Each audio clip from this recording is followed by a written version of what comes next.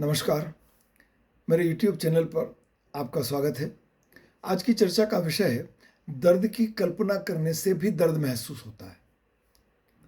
मानव मन की सबसे जटिल विशेषताओं में से एक विशेषता है उसकी कल्पना शक्ति। यह शक्ति उसे सपने देखने, नई संभावनाओं की रचना करने, अपने अनुभवों को संजोने का अवसर देती है। परंतु यही कल्पना शक्ति कभी-कभी मानव की पीड़ा का एक स्रोत बन जाती है और यहीं से ये बात प्रारंभ होती है कि दर्द की कल्पना करने से भी दर्द महसूस होता है।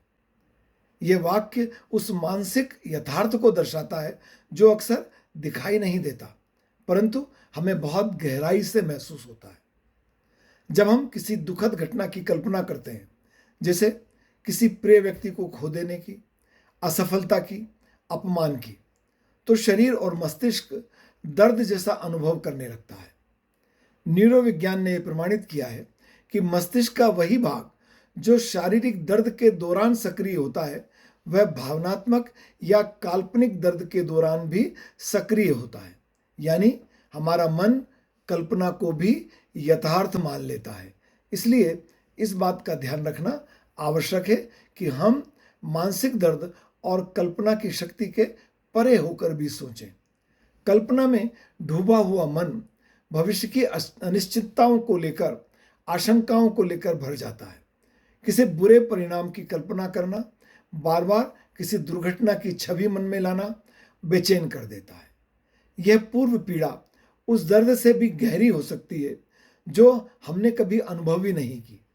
यही कारण है कि कई बार हम उस चीज से भी डरते हैं, उस घटना से भी डरते हैं, उस बात से भी डरते हैं जो कभी घटी ही नहीं है। कभी कभी बीते हुए दर्द की कल्पना करना, किसी पुराने अपमान, नुकसान या टूटे हुए रिश्ते की याद करना, उसे दोबारा वैसा ही सोचना, ऐसा हो ना जाए, यह वैसा ही दर्द उत्पन्न कर देता है जैसा उस घटना के समय हुआ था। हम उस क्षण को फिर से जीने लगते हैं। उस क्षण की बातें, उस समय के हमारा चेहरा, हमारी भावनाएं, सब कुछ हमारे भीतर पुनः जीवित होने लगता है। यह आभासी पीड़ा उतनी ही सजीव होती है जितनी वास्तविक क्षण में हमने पीड़ा को भोगा था।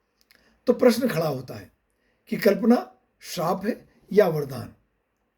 कल्पना दोनों हो सकती है, एक वरदान भी और एक श्राप भी। यह हमें दुनिया को बेहतर बनाने का सपना दिखाती है, पर कब? यदि इस पर हमारा नियंत्रण हो, और यदि हमारा नियंत्रण ना हो, अनियंत्रित हो जाए, तो यह हमें अनावश्यक पीड़ा में डुबो सकती है। इसलिए आवश्यक है कि हम अपने विचारों को नियंत्रित करें।